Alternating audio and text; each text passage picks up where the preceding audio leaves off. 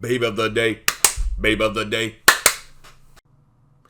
Miss Elizabeth. She came from a time when wrestling was fun to watch and had some charm. Miss Elizabeth wasn't the first woman to ever be in the wrestling world, but what she added was something different. She became the prototype of the WWF diva, without really being a diva herself. Her real name was Elizabeth Ann Hewlett, but you never heard her referred to by anything other than the lovely Miss Elizabeth, or Elizabeth for short. She wasn't a wrestler, and that's why the gimmick worked. When she debuted in 1985 for the WWF, she was the manager/valet of Macho Man Randy Savage. Elizabeth was beautiful, glamorous, and soft-spoken. As a matter of fact, she hardly said a word. This was in sharp contrast to the typical loudmouth meatballs who were managers. Fans immediately loved her, and Elizabeth was a breakout personality. It wasn't long before Elizabeth was put into WWF's marketing. You could buy anything from a rubber figure of Elizabeth, to a poster, to a beach towel. She was a huge part of why people liked the Macho Man so much. Let's face it, he was a big, muscled-up, hyper, loud-mouthed monster. Elizabeth was the polar opposite. They were an unforgettable pairing. She made him look more macho, and he made her look more ladylike. Why these two were together, or what their relationship was supposed to be, was any wrestling fan's guess. Was it just business? Were they going out? What was it? In reality, Elizabeth and Randy Poffo, Macho Man's real name, were married in December of 1984, before they even came to the WWF. They met while working for International Championship Wrestling, also called the ICW. It was based in Kentucky, Elizabeth's home state, and was run by Randy's father.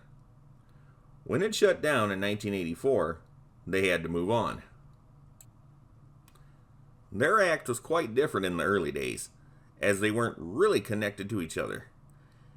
She met Randy while working in a gym in 1983. When they started dating, she got a job with the company as a TV announcer using the name Liz Hewlett.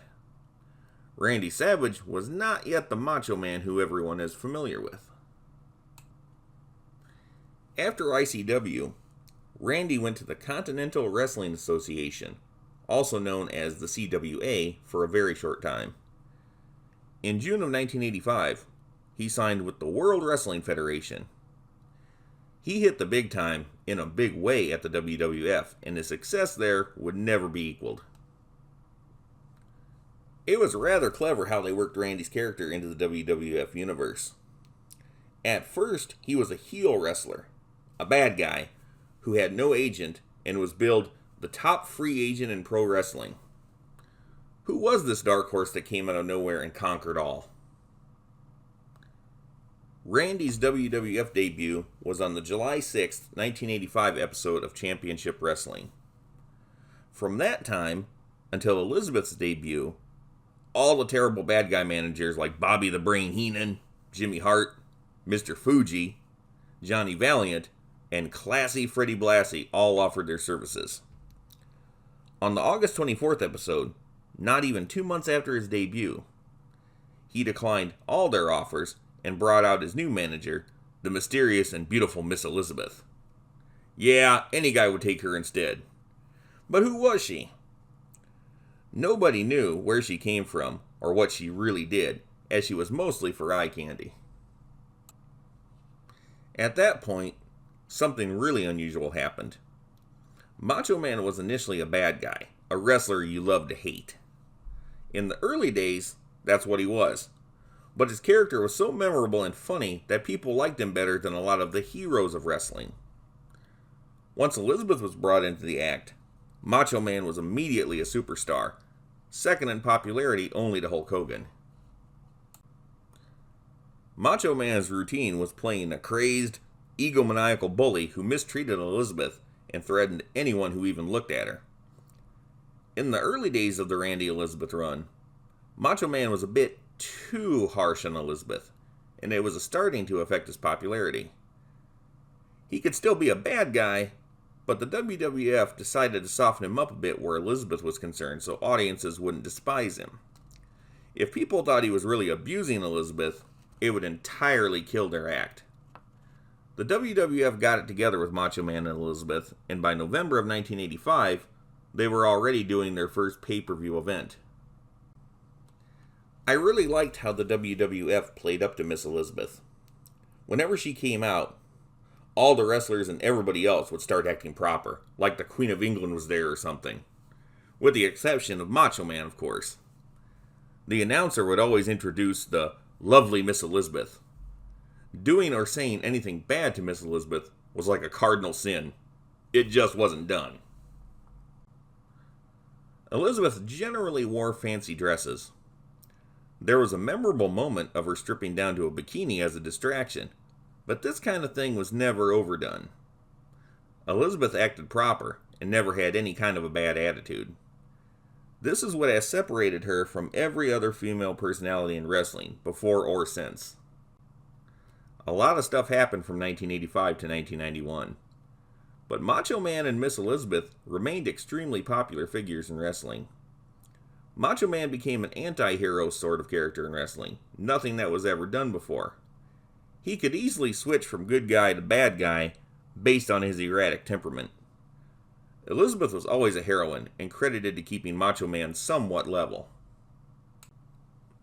In 1991, Macho Man proposed to Miss Elizabeth in the ring. Later that summer, at the pay-per-view SummerSlam event, the two were married on the air. What a lot of people didn't realize is that by this point, the two had been married in real life for almost 7 years. Sadly, real life interjects with the wrestling world. Miss Elizabeth made her last WWF appearance on April 19th of 1992. By August of that year, she and Randy were divorced for real. This was a difficult thing for WWF and Macho Man to deal with. Randy made a brief announcement about the divorce in WWF Magazine, an extremely rare occasion when reality or a wrestler's private life was acknowledged in the WWF. After that, his divorce from Elizabeth, or anything about Elizabeth, was not mentioned or figured into any of the future wrestling storylines. Although it was wise on their part not to disgrace Elizabeth, her departure from the act really hurt Macho Man's popularity. He never stopped working and remained a big name, but he never reached the heights of that kind of success ever again. He and Elizabeth were too well connected with each other as public figures. Elizabeth dropped out of the spotlight until 1996, when she went to WCW, also known as World Championship Wrestling. She would work with her ex-husband on and off, but associated with other wrestlers. Now they actually would acknowledge the split between her and Randy in the storylines, but they never got too heavy with it. This was a weird time for Elizabeth. She was not playing a nice girl anymore, but kind of a sleaze. She dressed and acted trashy. This was, after all, the time when professional wrestling got darker across the board. In WWF, it was referred to as the Attitude Era, but everybody in wrestling was going that direction. It was unfortunate, because all the color and fun of wrestling went away, and it certainly wasn't being made with young children in mind. This was a period of pure dysfunction for Elizabeth, both for her character and for herself. She was in and out of the WCW through 1999. Now she was the manager of Lex Luger. Late in the year, her character started being vicious, including taking a baseball bat to Sting's head. This was so far removed from the Elizabeth that everyone knows that it's not even funny. In 2000, Elizabeth had her first official wrestling match against Daphne. In August of 2000, she quietly left the WCW when her contract expired. Elizabeth was married once after Macho Man to an attorney for less than 2 years from 1997 to 99. She started a relationship with the wrestler Lex Luger that she continued after her wrestling career was done. It was not a harmonious relationship, but she stayed with him until the end. On May 1st, 2003, Elizabeth died from an accidental overdose of painkillers and vodka. She was only 42. This was a rather sad ending to such a bright, beautiful public figure who lit up so many television sets and wrestling events. It's been reported that Elizabeth's mother absolutely hated the wrestling community and blamed it for her death. Everyone makes their own choices, but it's true that professional wrestling gave Elizabeth a very bad time. The real problem may have come from the fact that, by many accounts, she was one of the sweetest, nicest people on God's green earth, and just wasn't made to deal with the badness that goes on in the business of professional wrestling. We know now that the wrestling industry is filled with a bunch of buttholes. There aren't a lot of upstanding people involved with it. Macho Man himself was as overprotective of Elizabeth in character as he was out of character. It put a strain on the marriage. Elizabeth made a lot of bad personal choices after this that culminated in an early death. It's better to remember Miss Elizabeth in her prime. When she was at the WWF, there was no woman more famous in wrestling. She wasn't a wrestler by trade, and she didn't really do a whole lot, but she was a positive, glamorous woman who added a touch of niceness to a really crass medium. It's an accomplishment most deserving of her being crowned Babe of the Day, Babe of the Day.